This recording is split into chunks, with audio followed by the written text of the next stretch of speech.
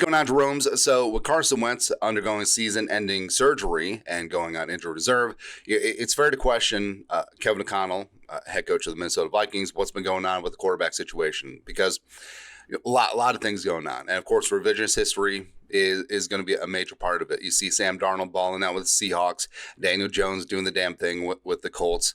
No more Aaron Rodgers, which is kind of nice. And betting all of your chips on Jonathan James McCarthy and then sending him out there game 2 with that high ankle sprain in the fourth quarter.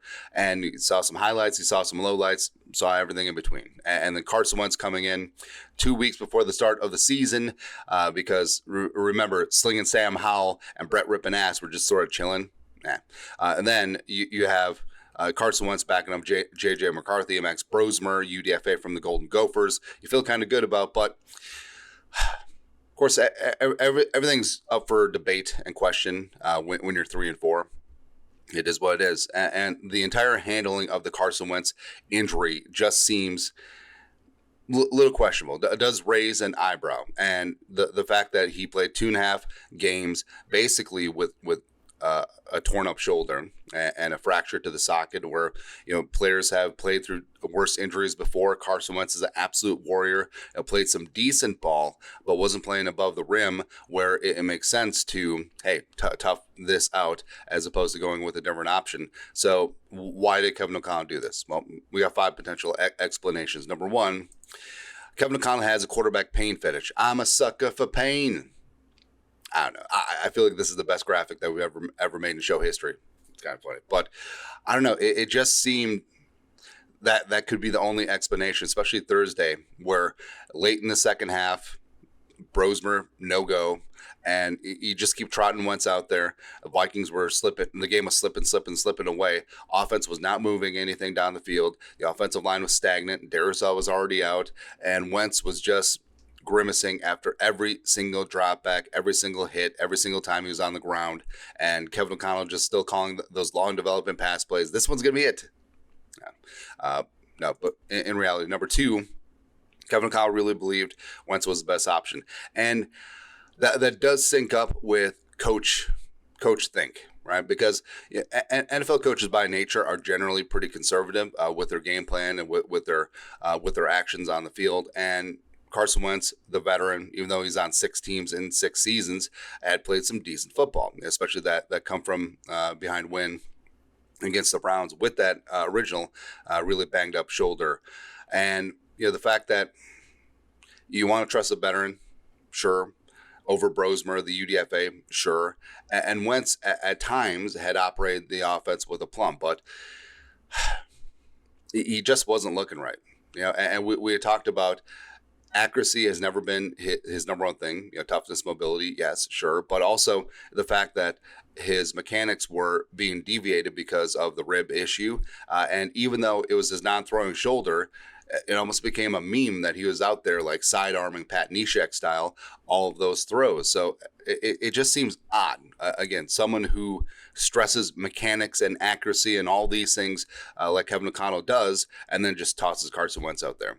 Almost like he was a sacrificial lamb to try and get these next few games out because J.J. McCarthy and his ankle, and because he wants McCarthy to have the best chance to succeed, and putting him out there on an ankle that's 100% as opposed to 97.2% does make some sense. Sure. And number 3, protecting J.J. and Brosmer.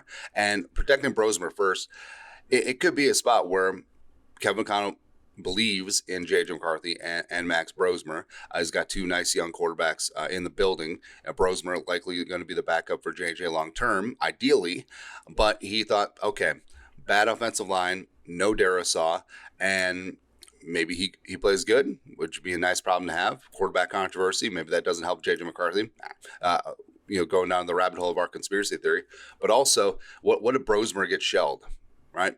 And what if he loses confidence? What if we lose him developing as a quarterback? Now, for me, as a fan, just like, hey, the best way they're going to learn is by playing, right? This isn't, the 70s and 80s where quarterbacks sit 4 or 5 years and, enough with the Aaron Rodgers, Jordan Love crap. That's an anomaly. Right. And you look around the league, you look at Dart, you look at Drake May, you look at Bo Nix, those quarterbacks played basically right away. All right, and so get your experience in now, and would love to see more of Brosmer in that second half against the Chargers, especially as that game was slipping away. It is what it is, but maybe ultimately he is trying to protect Brosmer. And also, especially with J.J. McCarthy, where Wentz is the sacrificial lamb, like we said, where it's like, okay, the offensive line is not up to snuff. We're going to try to get as close to Ryan Kelly returning as possible. We're going to try and get Darisaw as close to 100% as possible. Same thing with Brian O'Neill. And Carson Wentz, do your best, buddy. Go ahead. Number 4, alternatively, Kevin O'Connell does not believe in JJ and Brosmer. Now, this is not the case, but I know that this is a theory that a lot of people go to. Is like, oh, it's a red flag. JJ McCarthy medically cleared so he can be the emergency third quarterback, but they'd rather have a diminished capacity Carson Wentz over JJ McCarthy, or they'd rather have Carson Wentz all beat to hell than Max Brosmer. Now, I do not subscribe to this. I think that number 3, protecting them, is much more likely than number 4, but also it's a non-zero chance. And lastly, number 5, the ego. Right, so Kevin O'Connell, all these years, he's been given his laurels and flowers as the quarterback whisperer, rightfully so.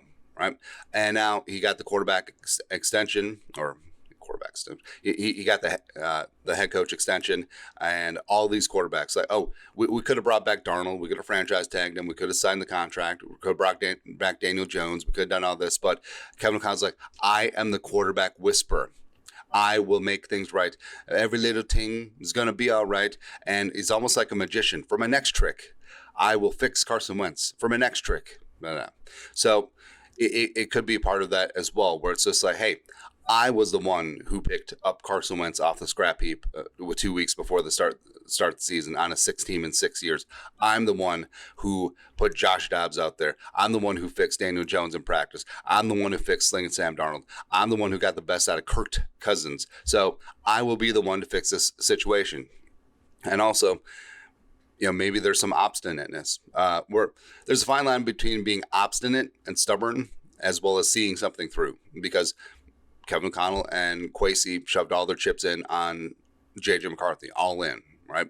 And seeing all the other quarterback play around the league, J.J. going down with the injury, showed some good things, showed some bad things, but it's been very incomplete so far. And of course, it does go back to the protecting JJ and Brosmer. And he does want to get McCarthy back to 100% as close as possible, as well as mechanics-wise, so that he's accurate, so that he has a fighting chance down there. Also, with that offensive line getting healthier and healthier, he wants to put JJ McCarthy behind the offensive line he was promised and at full health as close as possible. So that could factor in as well. So Carson Wentz had to pay the price.